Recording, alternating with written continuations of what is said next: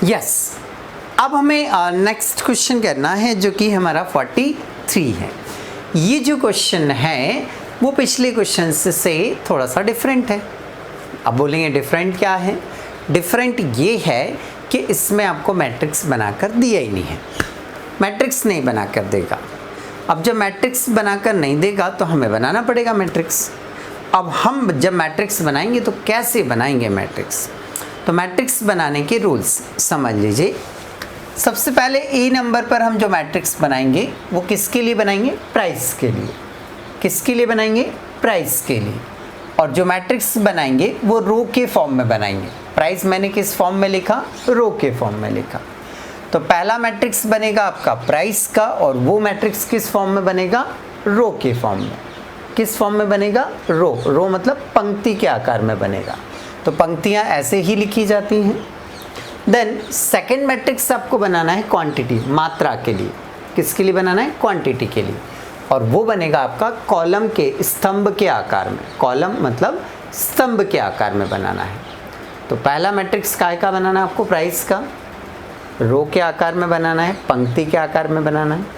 Second matrix आपका बनेगा column का। सेकंड मैट्रिक्स आपका बनेगा क्वांटिटी का। काय का बनेगा? क्वांटिटी का। और वो मैट्रिक्स जो क्वांटिटी का बनाएंगे वो किस फॉर्म में होना चाहिए? कॉलम के फॉर्म में होना चाहिए। कॉलम मतलब स्तंभ के आकार में होना चाहिए। ठीक है, हमारे क्वेश्चन को हम रीड कर लेते हैं। उसने लिखा, एक निर्माता 3 प्रकार की वस्तुएं ABC निर्मित करता है जो दिल्ली और मुंबई में बेची जाती हैं। इन वस्तुओं की वार्षिक बिक्री आपको नीचे दी गई है। आर्टिकल्स की क्वांटिटी उसने बताई है। दिल्ली 5, 7.5, 15,000, मुंबई में 6,000, 12,000, 8,700। और इनकी जो प्राइस है, सेल्स प्राइस, वो है 2 रुपीज़, 3 रुपीज़ और 4 रुपीज़। तो हम पहले किसका मैट्रिक्स बनाते हैं? प्राइस का। तो प्राइस का मैट्रिक्स यहाँ बनेगा। 2 रुपीज़, 3 रुपीज़ और 4 रुपीज़ दिया उसने। सेकेंड मैट्रिक्स काय के लिए बनाना है? क्वांटिटी का। और किस फॉर्म में बनाना है? कॉलम। तो एक कॉलम दिल्ली का हो जाएगा। ये वाला कॉलम काहे का हो गया आपका? दिल्ली का हो गया। और एक कॉलम आपका काहे का हो जाएगा? मुंबई का। तो दिल्ली का जो क्वांटिटी है वो 5,000 है, 7,500 है और 15,000 है। मुंबई की जो क्वांटिटी है वो है आपकी 6,000, 12,000 और 8,700।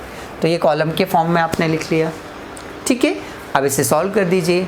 अच्छा, ये मल्टीप्लाई करेंगे तो रूल्स भी काय के लगाएंगे? मल्टीप्लाई के।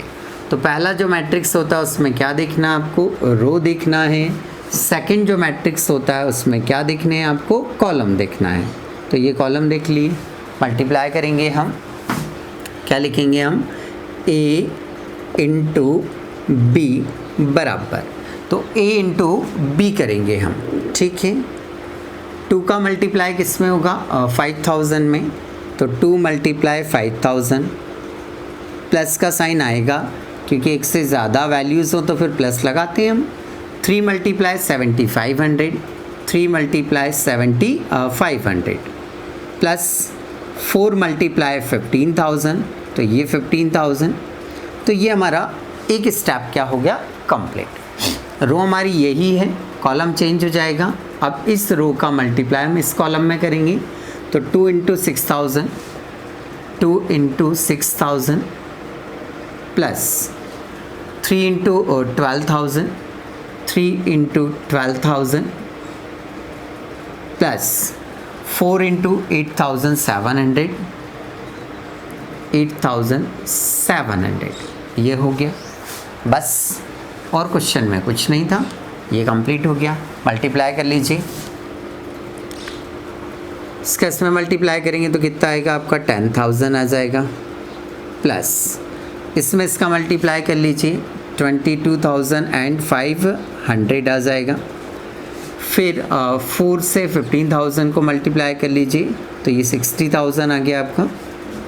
ओके, नेक्स्ट इस पे से थोड़ा सा 6 दूनी कितने होते हैं आपके? 12,000 रुपये प्लस 12 कितने होते हैं आपके? 36,000, 36,000। 8 चौक 32, 7 चौक 28, 34,800, 34,800। ये मल्टीप्लाई हो गया। अब इसके बाद में हम क्या करेंगे? इनको प्लस कर लीजिए।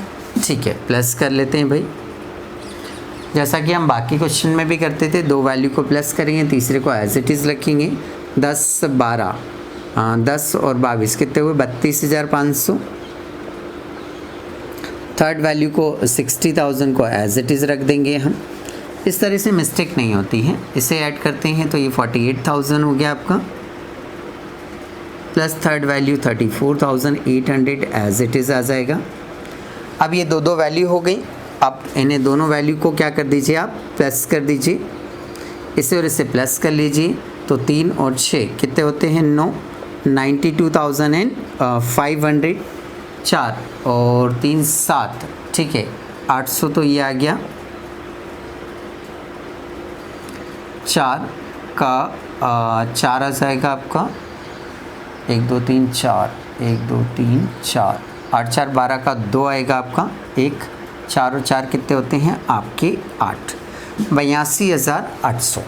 तो 92,500 और 82,800। तो यहाँ आकर आपका ये क्वेश्चन क्या हो जाता है? कंप्लीट हो जाता है।